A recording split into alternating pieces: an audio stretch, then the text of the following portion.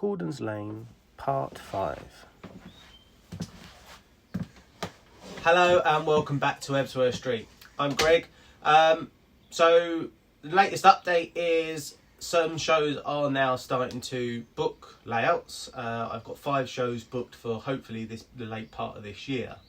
So in the last video I showed you what I've been doing here with the secret project, which is the road, the bridge and the canal, and I fitted some static grass, and I've also done a fair bit of track laying. So now the whole of the track is all laid.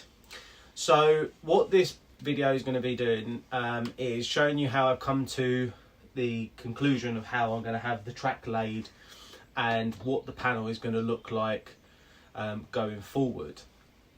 So to get to that stage, obviously I've had to put some of the layout up. I've got 4 boards up at the moment, and the next job is to show you how I've come to the plan. So what I will do now is I will put a plan on the screen and I'll talk you through it, and we'll be able to see exactly what we'll be able to do with train movements, where the signals are going to go and how it's all going to work. So this is what Gordon's Lane panel is going to look like once it gets built. There's going to be some few changes to this. Signal 1 here and signal 2 here, they're not going to be on the panel, they're going to work remotely, so it takes less of the panel up. So you're going to have routes. So the routes on this one here is you're going to have a 3 down to 5, which will be the main aspect signal, which will be your 4 colour light aspect signals. It'll be red, single yellow, double yellow, green. And then here you'll have the call on with the junction route indicator, which will then take you over to 9. Then what I'm also going to be doing is what 3 signal looks like. I'm actually going to put that exactly what 4 is like. So if you're coming up and then you come over there up to the limit of shunt, which is that one there, and then you then come back across, so it gives you a bit more operational advantages. So signal 4 will have two routes, so it'll be from 4 to 6 or 4 to the limit of shunt, which will obviously be that button there for number 1, or it could be button there number 3, depending on which way we want to do it.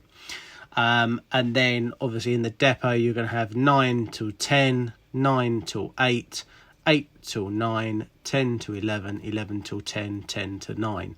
And then you'll have 9 to 6, or you'll have 9 to 3, or the limit of shunt. So then that gives you the route back out. So with this, it makes it quite easy. So this is where this gives me the data point for the board underneath all the circuitry. And obviously then the route lights will then set up going through. Now on the panel, these signals will only show a green or a red aspect, exactly what a real light colour light signal box does, which Network Rail operate. So that'd be quite interesting to see, and I haven't quite decided on where the panel is going to go yet. So I don't know if to have this on the front of the layout or have this on the back of the layout.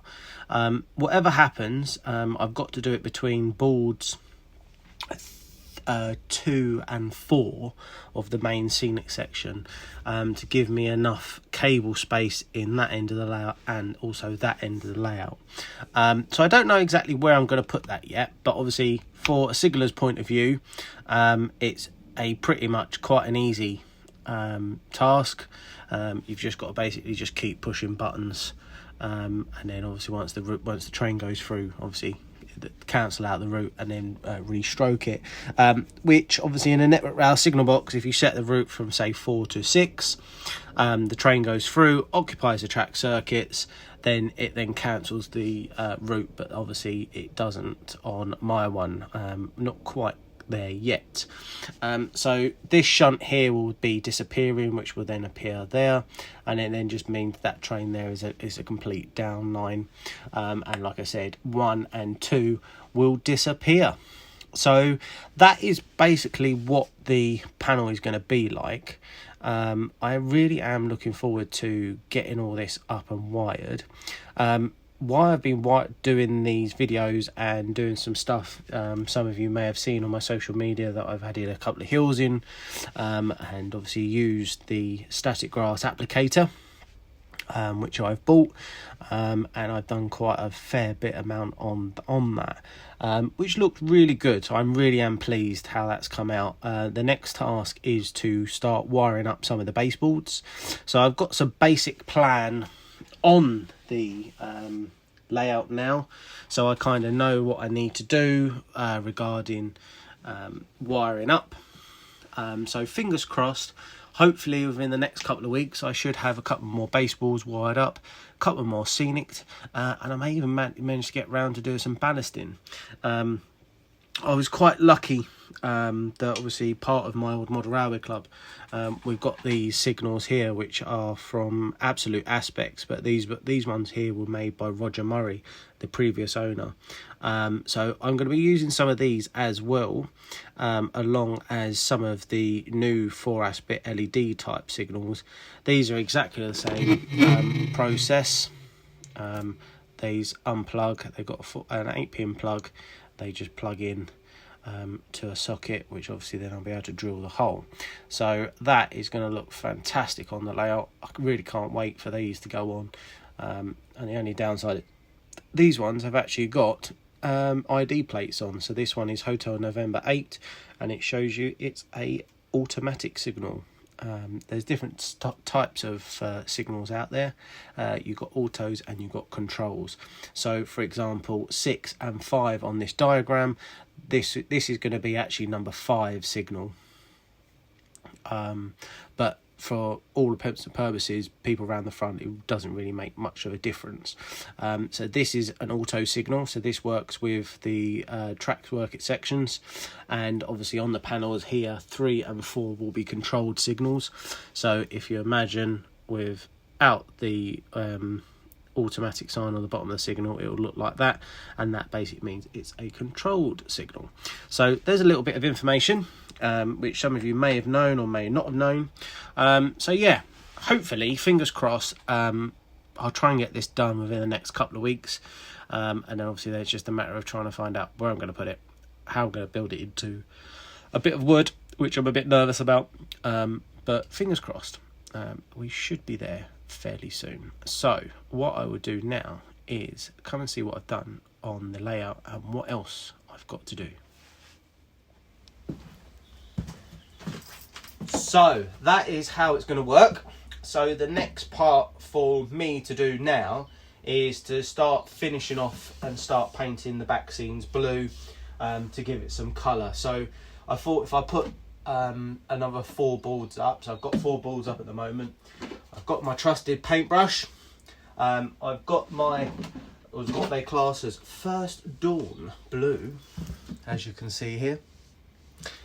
So what I'm going to be doing is I'm going to start painting the rest of these back scenes all the way down to here, which are right down the end here, and then I will then be start doing more of the hill work coming up and then going down. So I'm going to try and get the hills up until this point here going down, and then I'm going to have some warehouses along the back there.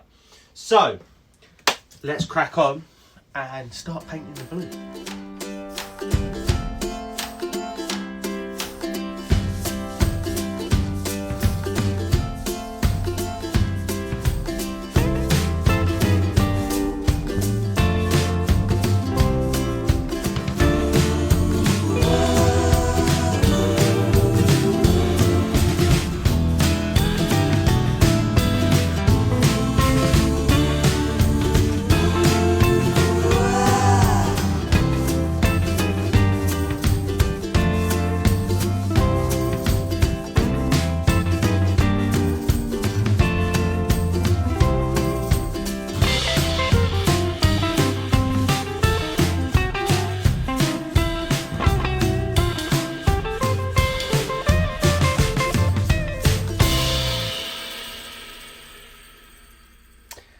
So I've had some comments come in, and people have asked me how have I done my hills, because they can see some like dark brown and earth colours behind the back of the static grass. So what I'm going to do is I'm just going to talk you through how I've done it, and then you'll be able to see if you can recreate it. So what I've done here is I've added some more hills in. So all I've done is I've got some polystyrene bits up there, cut them into shape. Then obviously the standard papier-mâché over the top. And then I've got this Brave ground from the Dulux range, which is pretty good. As you can see there on my little magic paintbrush. And what I've also done is I've already painted this end. So this is where the bridge is. And most of you have probably seen, obviously now there is track laid across it. And some weathering and also some finer bits of detail and that on the bridge. So what I've done is I've just painted over the top of this. I'm going to allow this to dry. Excuse me. And then once that's dried, then I should be able to then use the static grass applicator. And once that's done, then obviously just tin it down a little bit with some brown or whatever colouring you want to tone it down. And as you can see, if I pan round, you can see there I've done exactly the same there. Just put some static grass in, toned it down with some brown. And I think that looks really nice. I quite like the look of it.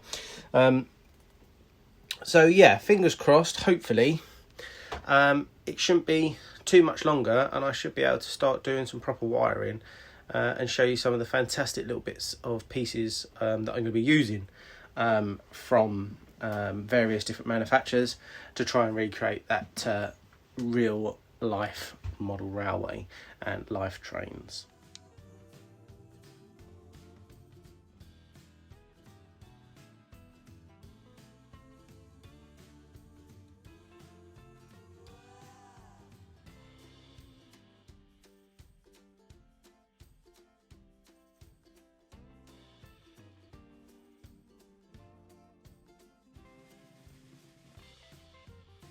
So here we have, I've actually ballasted this board. I've done quite a fair bit of work. I've wired it all up so it's all ready to go. I've even installed a signal. So as you can see here, it looks pretty good, and obviously you can see just from down there, you can see the hills now being in place. Got the static grass applicator out and giving it different types of a summer and spring effect. And then obviously just toned it down, which you can just see a bit of spray paint over the top of the hills. But once I put some trees in, some bushes, you're not really much going to see it. No, I'm really pleased how this has turned out. It's actually starting to look quite decent now. One of my next things that I'm going to be doing is ballasting this board, putting in the cable trunk in, and then also just doing a bit of touch-up work once I've done that. And the same as with this board here. I'm going to be putting some cable trunking in, but I tend to do the ballast first and then dig it back out because it makes it easier so that you don't overfill the area with ballast. So yeah, I'm pretty pleased on how this has turned out. I've got quite a fair bit to do, and I just want to say a huge thank you for everybody that's obviously followed this on how quickly the progress is happening on Gordon's Lane. So fingers crossed, hopefully I'm planning to have trains running by the end of May, which doesn't give me much time, but that gives me enough time to actually get things working. So fingers crossed, we should be pretty much on track. So I've got 3 baseboards wired, which are these first 3 here. So what the aim is to try and get this board here finished, get that all wired up. Once that's all wired, then I can take that down and store it. And once that's done, then I can then do the edge protectors, because I want to put a wood edge protector on the front here, which will give it a bit more protection against the running out when we go to shows. And then also then obviously fit a lighting up in the pelmet on the inside, and obviously get the fascia on. So I really am pleased how this has turned out. I'd just like to thank everybody for watching. Please remember to like and subscribe, and leave a comment in the comment box below, and turn off your notifications, so if you do are now busy getting back to work and you want to see when I upload the next video, then I will be able to do that. So on that note, I just want to say huge thank you, and fingers crossed, hopefully the next video will be on how I've wired it all up and what the progress is happening over the next couple of weeks. Thank you very much. Goodbye.